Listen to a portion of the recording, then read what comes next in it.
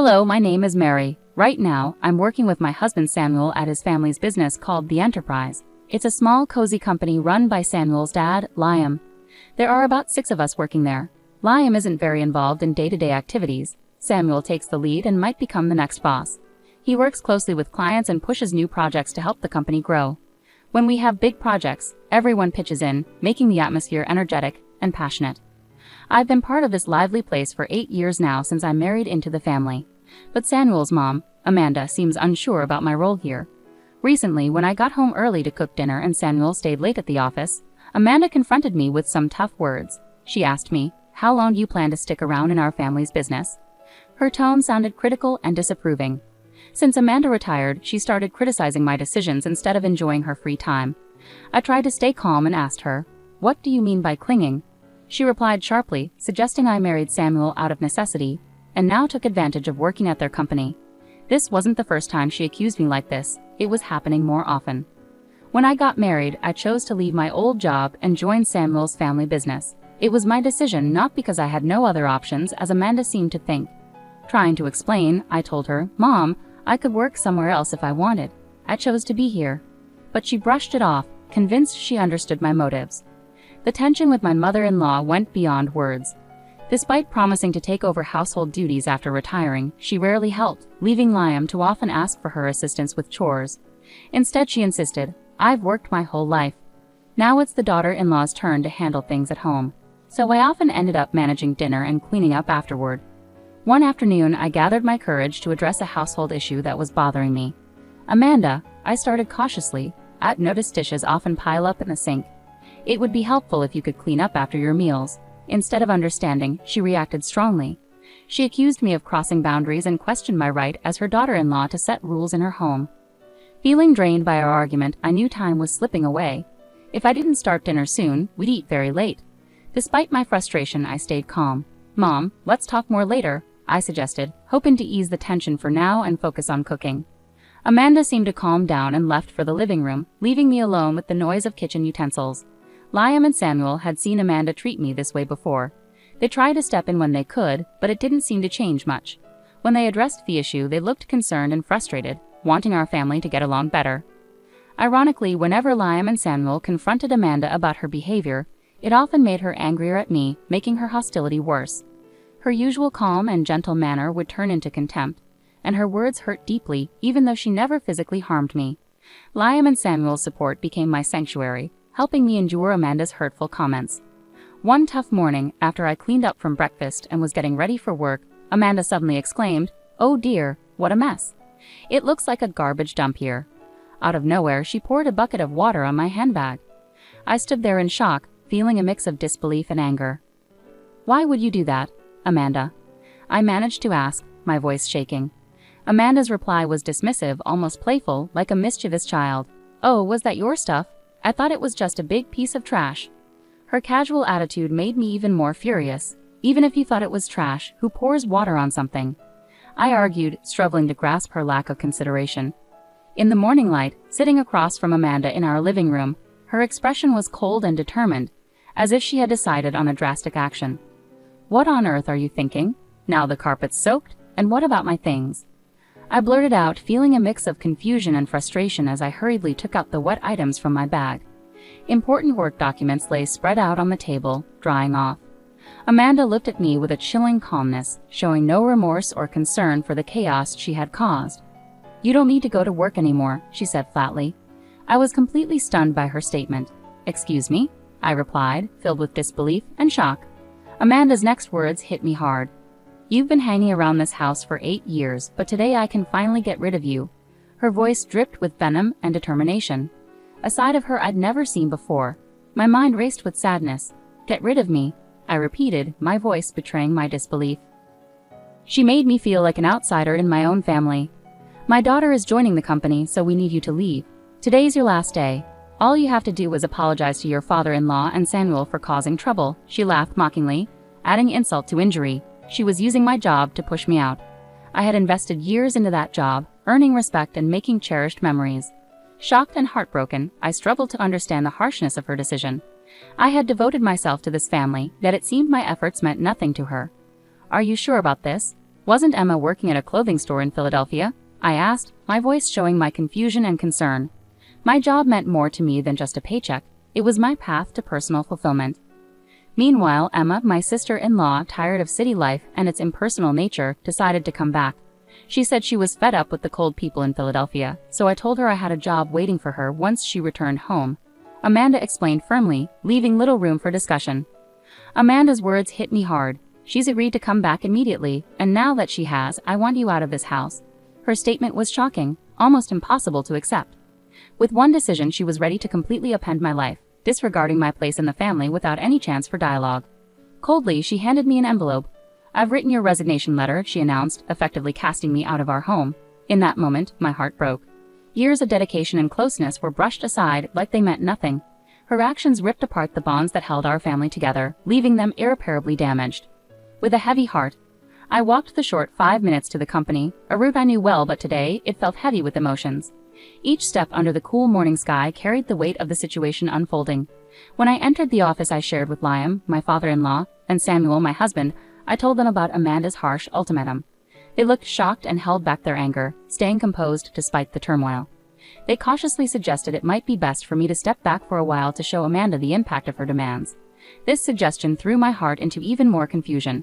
After years of working hard at our family business, the idea of taking a break longer than the usual holidays like Thanksgiving or Christmas seemed strange and overwhelming. Encouraged by Samuel and Liam's supportive words, why not take a step forward and try something new? I decided to take a short trip. As I packed, my mind raced with thoughts about my life, the decisions I had made, and what lay ahead in the future.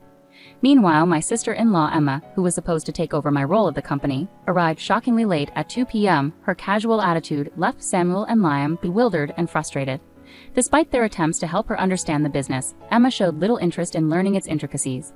Upon hearing this news, anxiety gripped me about the future of the company. Even as I looked forward to my journey and hoped to avoid another encounter with Amanda, I quickly set off.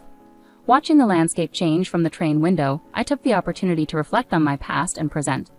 The journey provided not just physical distance but a chance to breathe and think about what lay ahead for me. As I enjoyed local seafood specialties during my travels, my thoughts frequently turned to my family and our business. I was deep in these reflections on the 5th day of my retreat when my peace was suddenly shattered by a tearful call from Emma. What's happening? Mom said it was an easy job, just sitting in a chair, but Samuel and Dad act like I can't do anything right. Emma lamented, clearly frustrated. Her words sounded like they echoed the assurances my mother-in-law had given her, which caught me off guard. Despite the relaxed pace of my days away, I knew it was time to face the reality of the situation. So Emma, how comfortable are you with computers? I asked, sensing her hesitation. Well, I mostly watch videos and play games online, she replied, hinting at her limited technical skills. Curious about her abilities, I asked about her experience with software like Word or Excel. Her confused response surprised me, given her background in the apparel industry in Philadelphia, where tasks like tracking sales and managing inventory would typically require basic computer knowledge. Can you handle sales calculations or fill out documents? I questioned further. She confidently said she could manage those tasks, but when I asked, can you calculate the correct amount of tax? Her confidence wavered, and she answered uncertainly. This wasn't just about testing Emma's math skills, but about seeing if she could apply them practically in a business context. While Emma had talents in other areas, it was evident she lacked confidence in the specific skills needed for the job. Her discomfort with calculations seemed to be a significant factor in the criticism from Liam and Samuel. It was essential for me to address the motives behind my mother-in-law's efforts to replace me. Since you're taking over my role, I expect you to handle accounting tasks proficiently. Pay attention to email etiquette. A casual tone suitable for friends isn't appropriate for business. You'll also need to manage staff scheduling. Our team is small, but we prioritize everyone's time off requests, so don't put your convenience over theirs, I told her firmly. As I continued outlining her responsibilities, I could hear Emma crying on the other end of the line. It was a difficult conversation, but necessary for her to understand the reality and expectations of the role she was taking on. But I thought I wouldn't have much to do. Emma abruptly ended the call, clearly overwhelmed by the tasks ahead. I took the chance to explore Philadelphia, the city Emma had left behind. Surprisingly, I found the people there warmer than I expected, a stark contrast to the cold behavior of my mother-in-law Amanda and Emma, who seemed determined to push me away. A week after leaving my job, I returned to my in-laws' house. As soon as I arrived, Amanda confronted me, her face red with anger. "How dare you make my daughter cry? You won't get away with this," she yelled, her eyes filled with fury and confusion. Before she could reach me, Samuel and Liam stepped in to calm her down. Despite their efforts, Amanda's anger didn't subside.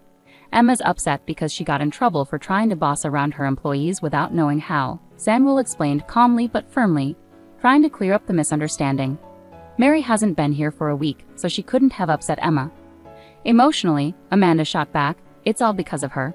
Mary is the reason for Emma's problems. She accused me without any evidence. Where's Emma anyway? I asked, looking around, but she wasn't there, adding to the confusion. It's strange. Emma doesn't have anywhere else to go since she gave up her apartment in Philadelphia. I thought she'd be here, I mused aloud. Samuel then explained, Emma's locked herself in her room. She's been crying and doesn't want to go to work anymore. She's overwhelmed, mainly because she doesn't have the skills needed for the job.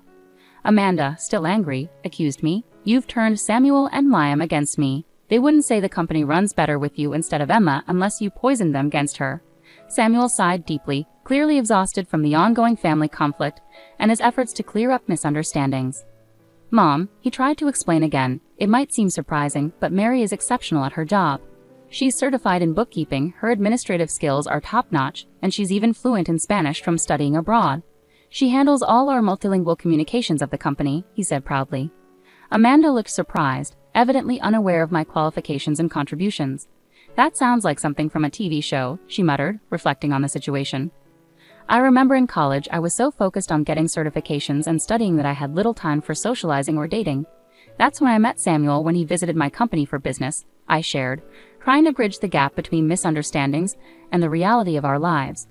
Realizing Amanda wasn't interested in my qualifications or past achievements, I refocused the conversation on the present situation. To sum up, I handle a wide range of tasks at the company, from accounting and scheduling to coordinating with other companies and managing employee shifts, I explained, detailing the breadth of my responsibilities. Samuel chimed in, the work environment has improved significantly since you took a step back, Mom. His remark visibly surprised Amanda. Just then, Liam, Samuel's father, interjected with a startling revelation. We're considering closing down the company soon. Emma made a serious error. Instead of completing some crucial documents, she opted to take phone calls because she thought it would be more enjoyable while we were away. She ended up being rude to an important contact from another company, which could have serious consequences. I was shocked, my hand covering my mouth in disbelief. I can't believe Emma would do something like that, I murmured, filled with a sense of disbelief and dread over the potential implications for the company's future. As I pondered over these anxious thoughts, the story took another unexpected twist. When I explained our situation, the president of the other company suggested it might be time to consider merging. He expressed interest in absorbing our family business. Liam continued, revealing the surprising turn of events. This unexpected development brought a glimmer of hope. A merger could stabilize our customer base, a goal Samuel had been tirelessly working towards through his efforts in sales. Samuel and Liam felt relieved by the news, but Amanda had a different reaction. She immediately objected, that's not acceptable. Samuel should be the president. This company belongs to us, doesn't it? He shouldn't just become an employee. Amanda exclaimed passionately, unwilling to entertain the idea of losing the status and control that came with owning the company. Her outburst drew Emma downstairs to see what was happening. Amid the chaos, Liam's calm but firm voice cut through the tension. I am divorcing you. You have resisted change, neglected your duties at home and to the family, and I've learned about your involvement with younger men. I can no longer tolerate this behavior, he declared, shocking everyone present, including Samuel and me. Liam then placed divorce papers and a photo of Amanda with a young man on the table. If you sign these papers now and take your belongings, I won't pursue alimony. Trying to get money from you would be futile, he stated firmly. How can you say that? Haven't I dedicated myself to this household all these years? Amanda protested. Liam countered, have you actually done any real housework in the last 8 years? Spending someone else's money on younger men doesn't count as dedication to this house, his frustration evident in his voice. It was an unprecedented display of firmness from Liam, typically known for his gentle demeanor, as he addressed long-standing family issues. The atmosphere was charged with tension and disbelief as Liam, usually composed and reserved, showed a side of himself that shocked everyone present, especially Emma, who had just entered the room. Her slight trembling betrayed her astonishment and fear at the unfolding scene. Emma, this concerns you too, Liam declared firmly. You returned because you couldn't make it on your own in Philadelphia.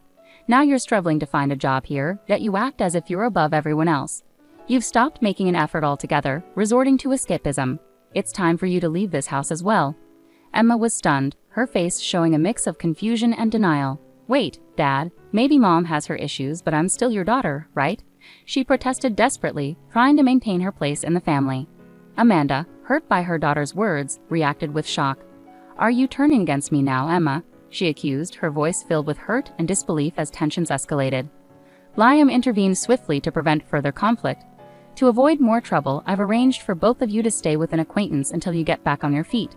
They'll be here shortly to pick you up. Please gather your essential belongings," he instructed firmly, his tone brooking no argument. With heavy hearts and no other options, Amanda and Emma packed their belongings. Shortly after, an acquaintance of Liam's, who managed a factory with living arrangements, arrived to take them to their new temporary home. Meanwhile, Samuel, Liam, and I seized the opportunity to inform our employees about the upcoming merger of our company with a larger corporation, preparing them for the changes and challenges ahead. Amidst these significant life changes, I discovered that I was pregnant. I shared the joyful news with the president of the acquiring company, who responded with enthusiasm. He assured me they would find a suitable replacement for my role to ensure a smooth transition. With the promise of new beginnings and the excitement of our growing family, Samuel and Liam redoubled their dedication to the company, inspired by the bright future ahead.